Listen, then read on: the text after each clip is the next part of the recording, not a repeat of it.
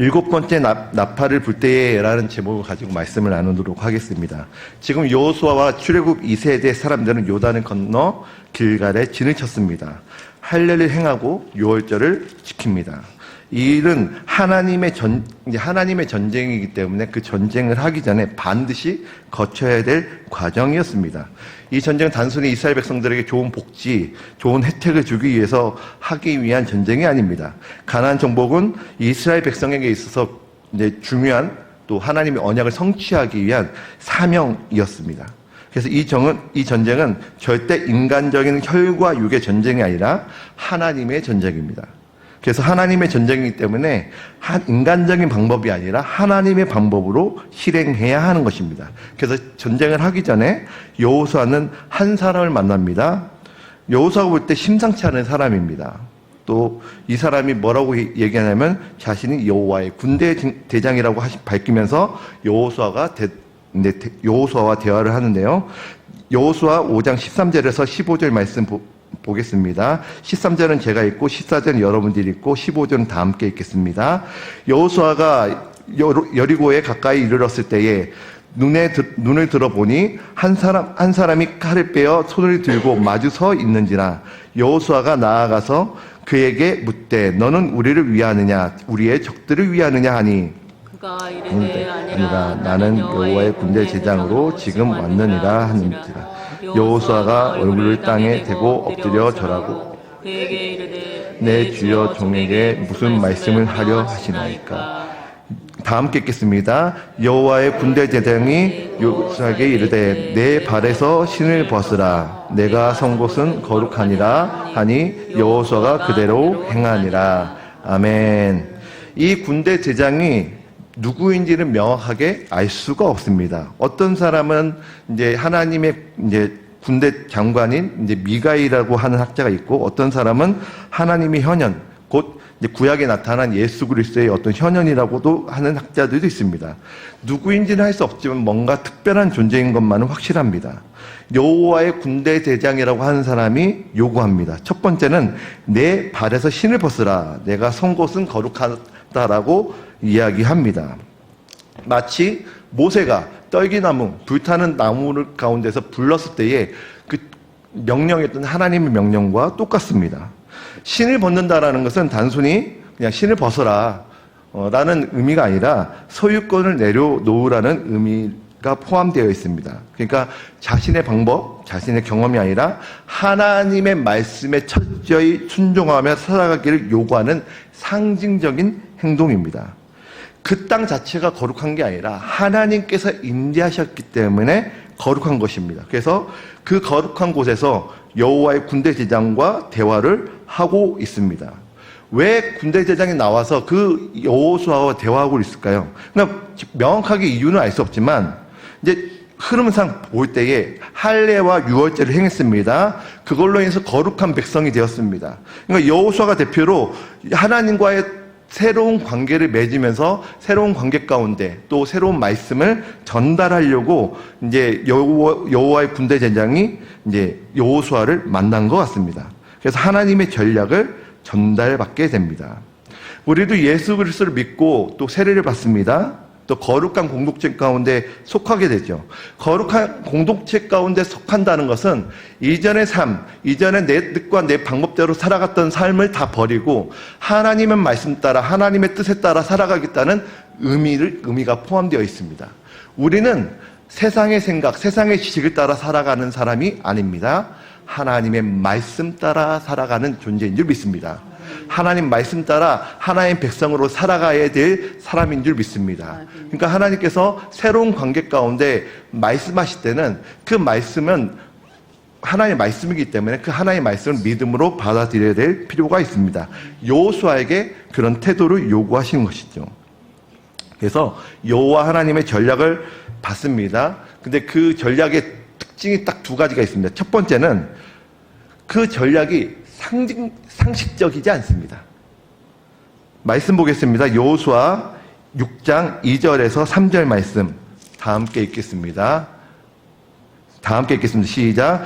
여호와께서 여호수아에게 이르시되 보라 내가 여리고와 그 왕과 용사들을 내 손에 넘겨 주었으니 너희 모든 군사는 그 성을 둘러 성 주위를 매일 한 번씩 돌되 엿새 동안을 그리하라. 아멘. 하나님의 첫 번째 전략은 뭐냐면 6일 동안 한 번씩 도는 것입니다. 여러분 지금 전쟁을 해야 하는 상황입니다. 전쟁 가운데 나아가는데 첫 번째 전략 여호와의 군대 제장이라는 사람이 나타나서 하는 이야기가 매일마다 한 번씩 6일 동안 돌라는 것입니다. 이게 상식적일까요? 이건 어떤 병법에도 나오지 않은 방법입니다. 그러니까 사실은 여호수아도 나름대로 경험이 있습니다. 모세가 있었을 때에 아말렉과 미디안과의 전쟁을 통해서 나름대로 경험과 지식이 있는, 전쟁에 대한 지식이 있는 사람입니다. 그러니까 이 6번을 돌라고 했을 때에 과연 이걸 상식적으로 받아들일 수 있었을까? 제가 만약에 여호수아라면 받아들였을까? 저는 생각을 하게 됩니다.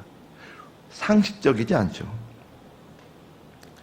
그러니까 받아들이기 쉽지 않았을 것입니다. 그러나 받아들여야 합니다. 왜냐하면 여호와의 군대 제장이 하나님의 전략을 전달하는 것이기 때문에 이것은 하나님의 말씀이기 때문에 하나님의 말씀 믿음으로 받아야 될 상황인 것입니다. 여러분 성경이 상식적인가요? 상식적이지 않습니다. 물론 완전히 비상식적이진 않습니다. 하나님께서 이 세상의 모든 문화와 배경을 무시하고 쓴 책은 아닙니다. 그러니까 그 역사적인 배경과 그런 것들을 봐야지 또 이해해야 될 책들도 있기 때문에 상식적인 부분이 있지만 그러나 상식적이지 않은 이야기들도 많습니다. 예를 들면 모세가 지팡이를 듭니다. 홍해가 갈라집니다. 상식적인가요? 오병이어 떡 5개와 물고기 2마리로 5,000명을 먹입니다. 이게 상식적인가요? 상식적이지 않습니다. 과학적이지도 않습니다. 근데 사람들은요, 종교에 대해서 이야기합니다. 상식적이어야 한다. 세상은 종교를 향해서도 요구합니다. 상식적으로 세상과 소통을 해야 한다. 교회도 상식적이어야 하고 사람들이 말을 많이 합니다. 그러나 교회는 상식을 따라가지 않습니다. 진리를 따라갑니다. 아멘. 여러분 믿으시죠? 아멘. 사람들이 상식을 요구하죠. 저는 코로나 때 좀 마음이 아팠습니다. 교회가 상식적이지 않다. 왜 모여서 예배하냐. 사실 모여서 예배하는 거 사실 교회가 원흉이 되는, 교회가 절대 원흉이 되지 않았거든요. 근데 교회가 지탄의 대상이 됐습니다. 상식적이지 않은 모임. 저는 좀 마음이 아팠습니다. 세상은요, 우리가 왜 모여서 예배하는지에 대한 그 가치를 모릅니다. 우리는 알죠. 우리는 진리의 말씀을 따라 살았기 때문에 진리의 말씀에 근거해서 모여서 예배해야 될 이유를 우리는 알죠. 가치를 압니다. 그리고 모여서 우리가 떡을 떼며 교제하며 또 서로 삶을 나누고 서로 사랑을 나누며 서로를 위해서 기도하고 이 모습이 사실 교회의 모습인데 사람들은 이해하지 않습니다. 그리고 두세 사람이 모인 곳에 하나님께서 함께 하시겠다라는 말씀도 분명히 있습니다. 그런데 사람들은 하나님을 모르기 때문에 전혀 이해하지 못합니다. 이것이 비난의 그 제목이 될 수 있을까요? 절대 그럴 수 없죠. 우리는 사람들이 상식적이어야 한다라고 얘기했을 때 우리는 반드시 이야기해야 합니다. 우리는 진리를 따라간다. 아멘. 진리는 누구일까? 바로 예수 그리스도. 예수 그리스도의 말씀을 따라가는 사람이다. 아멘. 당당하게 얘기할 줄 믿습니다. 아멘. 여호수아도 마찬가지입니다. 원래 전쟁의 상식은 칼과 무기로 전쟁을 나가야 합니다. 이건 상식이죠. 분명히 이러한 방법으로 또 하나님께서 함께 하신다면 이기게 할 수 있습니다. 하나님 그럴 만한 능력이 있으십니다. 근데 다른 방법을 요구하십니다. 다른 전략을 요구하십니다. 6일 동안 한 바퀴를 돌라는 것입니다. 만약에 여호수아가 여호와의 군대 제장의 얘기를 듣고 이건 비상식적인, 나도 경험이 있고 나도 지식이 있어. 그게 무슨 방법이야? 그게 무슨 병법이야? 어디에 나와 있어? 이렇게 얘기하면서 자신의 경험과 자신의 생각을 따라갔다면 여리고가 무너지는 역사는 일어나지 않았을 것입니다. 비록 상식적이지 않아도 하나님이 우리에게 말씀하시면 그 말씀을 따라 순종하며 나아가는 여러분들의 삶이 되길 축복합니다. 아멘. 근데 주의사항이 있습니다. 많은 사람들이 그 여호수아의 그 특별한 방법, 그 6번의 도는 그 방법을 가지고 특별한 방법으로 절대적인 진리인 양 행동할 때가 있습니다. 많은 선교단체들이 이제 땅밟기라고 하죠. 땅밟기 하면서 선교를 하고 있죠. 이것은 땅밟기다. 그 말씀의 근거가 오늘 말씀인데, 여러분들 이거는요, 여호수아에게 말씀하신 특별한 방법이지 보편적인 방법은 아닙니다. 그러니까 땅밟기를 해야지 적진의 어떤 영적인 권세가 무너진다. 물론 그럴 수 있습니다. 그러나 이게 절대적인 방법은 아닙니다. 이것이 만치 진리이냐 얘기하시는 분들이 있지만 그것은 여러분 특별한 방법이기 때문에 만약에 하나님께서 특별한 마음 주시면 할 수 있죠. 그러나 절대적이고 보편적인 방법은 아니다라는 것을 반드시 이해하셔야 합니다. 여호와 하나님의 그 전략 특징 두 번째가 있는데요. 완전수 7입니다. 말씀 보겠습니다. 여호수아 6장 4절에서 5절 말씀 다 함께 읽겠습니다. 시작. 제사장 7은 7 양각 나팔을 잡고 여호와 앞에서 나아갈 것이요 7째 날에는 그 성을 7번 돌며 그 제사장들은 나팔을 불 것이며 제사장들은 양각 나팔을 길게 불어 그 나팔 소리가 너희에게 들릴 때에는 백성은 큰 소리로 외쳐 그리하면 그 성벽이 무너져 내리리니 백성은 각기 앞으로 올라갈지니라. 아멘. 아멘. 4절 말씀 보니까 제사장 7 양각 나팔, 그리고 7째 날에 7번 돌라고 합니다. 7을 강조하죠. 왜 7을 강조하는 것일까요? 이것은 학자들 중에 한 사람이 이런 얘기합니다. 가나안 정복은 하나님의 방법으로 완전히 이룰 수 있는 방법이기 때문에 거룩한 하나님께서 이루어야 될 거룩한 전쟁이라는 상징적인 것으로 7을 강조하는 것이다 라고 이야기를 합니다. 저도 이 의견에 동의합니다. 그러니까 유대인들은요 7을 굉장히 중요하게 생각합니다. 왜냐하면 완전수기 때문에요. 그러니까 그 유대인들이 약간 숫자마다 막 의미를 부여합니다. 그 의미를 부여한 게 뭐냐면 1은 유일하다는 뜻이 있고요. 2는 증인이라는 의미를 갖고 있습니다. 3은 하늘을 의미합니다. 이 당시 고대근동 히브리인들은요. 하늘이 3단계로 되어 있다고 생각을 합니다. 첫 번째는 해와 달과 별, 새가 날아다니는 구름이 있는 하늘이 첫 번째 안에, 두 번째는 궁창, 세 번째는 어딜까요? 하나님의 나라, 하나님이 계신 곳입니다. 그러니까 유대인들은 3을 하늘의 단계, 하늘의 숫자라고 생각을 합니다. 4는 무엇일까요? 4는 땅을 의미합니다. 동서남북, 땅을 의미하죠. 3하고 4하고 합치면 몇인가요? 7입니다. 그래서 완전수입니다. 하늘과 땅이 천지를 창조하셨다. 완전하게 창조하셨다는 의미도 포함되어 있습니다. 그러니까 7을 굉장히 중요하게 생각 안 합니다. 7은 또한 하나님의 완전하심을 드러내는 믿음의 행위입니다. 당연히 하나님의 방법대로 하니까 하나님의 완전하심을 드러내야 할 수밖에 없죠. 비상식적인 하나님의 전략을 받은 여호수아 하나님의 전략대로 수행합니다. 그리고 자신의 경험과 지식 모두 버리고 말씀대로 준행하니까 하나님께서 일하시더라. 아멘. 그래서 어떤 결과가 나왔을까? 그 결과가 바로 오늘 본문 말씀입니다. 오늘 본문 말씀 다시 한번 읽겠습니다. 제가 한 절 읽고 여러분들 한 절 읽겠습니다. 7번째에 제사장들이 나팔을 불 때에 여호수아가 백성에게 이르되 외치라 여호와께서 너희에게 이 성을 주셨느니라. 이 성과 그 가운데 있는 모든 것은 여호와께 온전히 바치되 희생 나아빠 그 집에 동거하는 자는 모두 살려주라. 이는 우리가 보낸 사자들을 그가 숨겨 두었습니다. 너희가 온전히 바치고 그 바친 것 중에 그 바친 것 중에서 어떤 것이든지 취하여 너희가 이스라엘 진영으로 바치는 것이 되게 하여 고통을 당하게 되지 아니하도록 오직 너희가 그 바친 물건에 손대지 마라. 은금과 그 동sol 기구들은 다 다 여호와께 구별될 것이니 그것을 여호와의 곳간에 드릴지니라 하니라.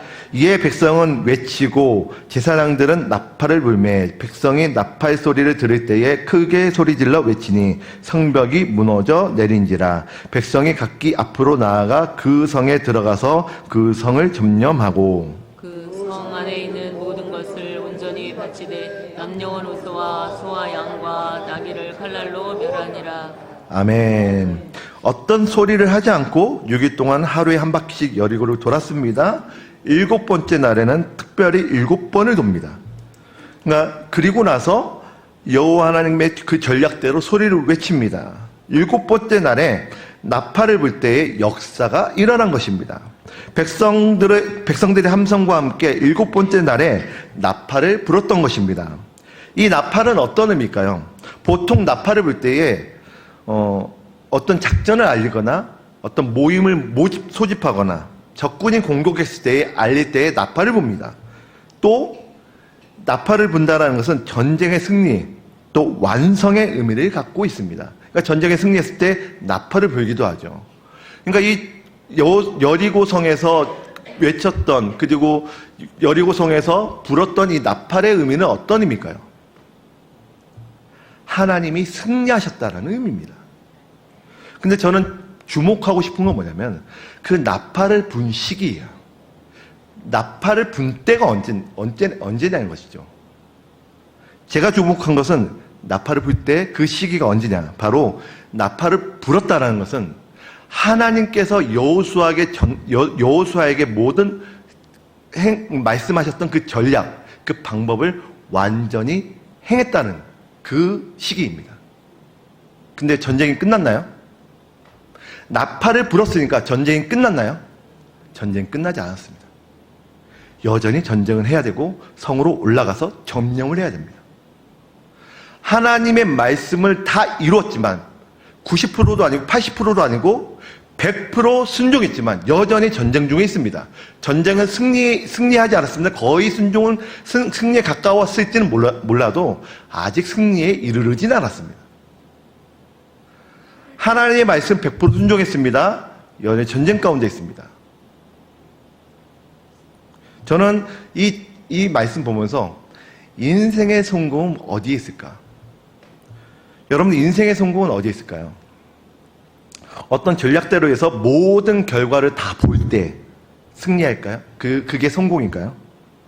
내가 원하는 결과를 얻었을 때 그게 성공일까요?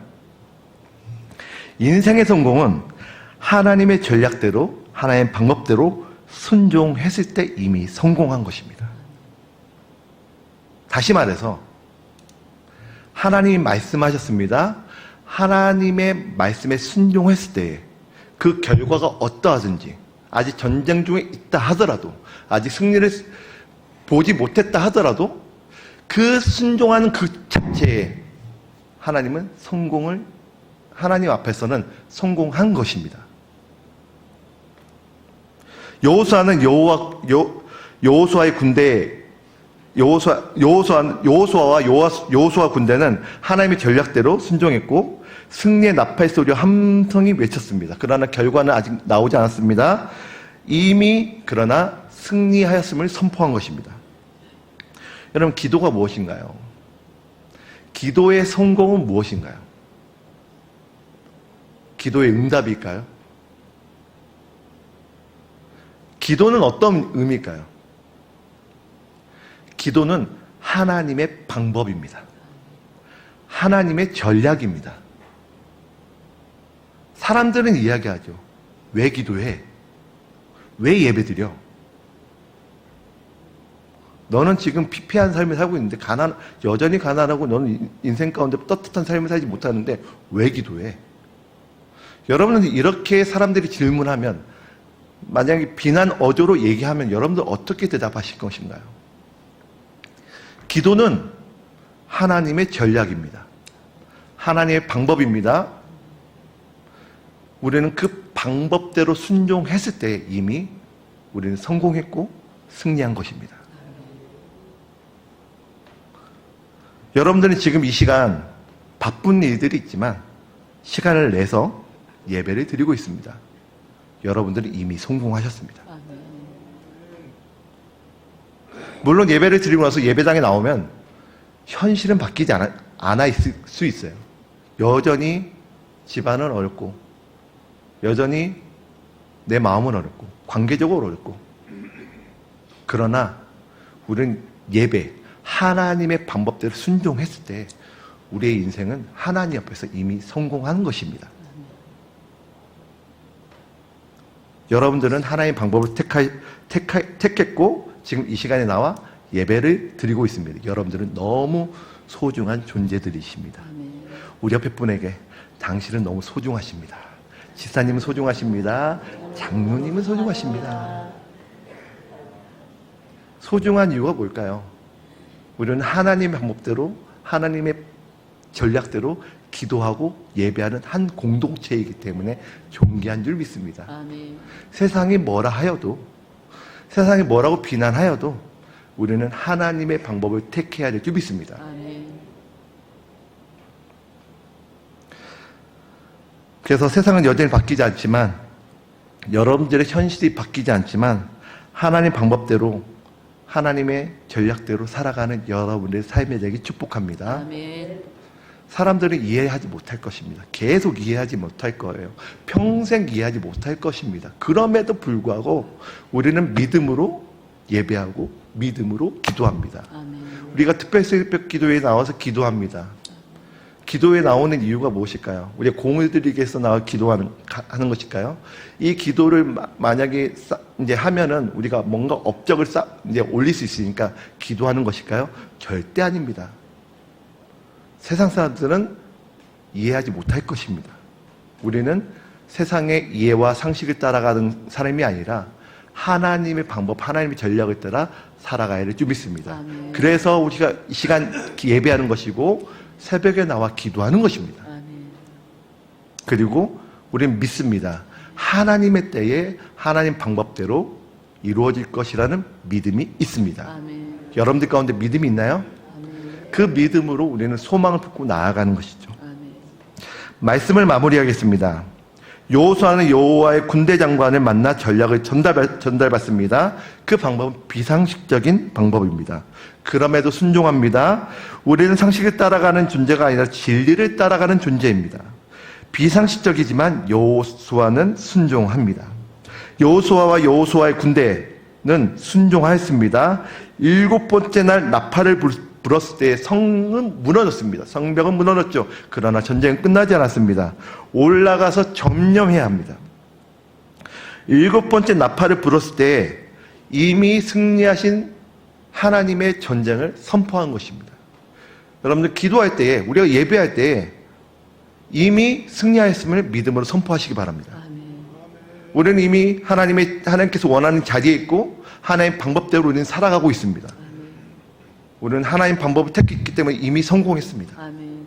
그렇기 때문에 우리 성공을 선포할 권리가 있습니다. 아멘. 우리의 성공은 결과에 있지 않습니다. 과정에 있습니다. 그 과정은 무엇일까요? 하나님의 방법대로 살았는가? 하나님 방법대로, 하나님 전략대로 기도하며 살아갔는가에 있습니다. 앞으로 제가 성경에 대한 이야기를 할 때요, 하겠는데요. 성경을 보면요, 어떤 사람은 정말 하나님 방법대로 했는데 좋은 결과를 얻은 사람이 있지만, 어떤 사람은 하나님 방법대로 했지만 비참한 결과를 얻은 사람도 있습니다. 뭐가 잘못일까요? 어떤 것이 잘못된 것일까요? 결과를 볼 때에, 인간적으로 볼 때에 왜 그랬을까? 왜 이런 결과가 나왔을까? 라고 하지만 하나님 보실 때는 이미 성공한 것입니다. 전 대표적으로 이해 안 되는 사람이 한 명 있습니다. 누구냐면 요시아예요. 요시아는 율법을 발견했습니다. 종교개혁을 했습니다. 근데요, 그 결과는 비참합니다. 바로 누구에게? 죽임을 당하죠. 너무 허무합니다. 하나님의 뜻은 어디에 있을까요? 그러니까 사실은 요시아가 하나님의 뜻은 순종했고 하나님 방법대로 종교개혁을 행했음에도 불구하고 비참한 결과를 낳을 수 있다는 것입니다. 여러분 세상이 볼 때에 세상의 가치 기준으로 우리가 사람들이 바라볼 때에 너는 왜 이렇게 살아? 라고 하지만은 하나님 앞에서는 우리는 존귀한 존재입니다. 이미 성공했고 이미 승리한 존재입니다. 아멘. 왜냐하면 우리는 하나님 방법대로 살아가고 하나님 말씀대로 살아가는 하나님의 백성이기 때문입니다. 그래서 하나님 방법대로 신실하게 살아감으로 결국 하나님의 승리 나팔을 불 때 잘했다 칭찬받고 상급받는 여러분들의 삶이 되게 축원하고 축복합니다. 아멘.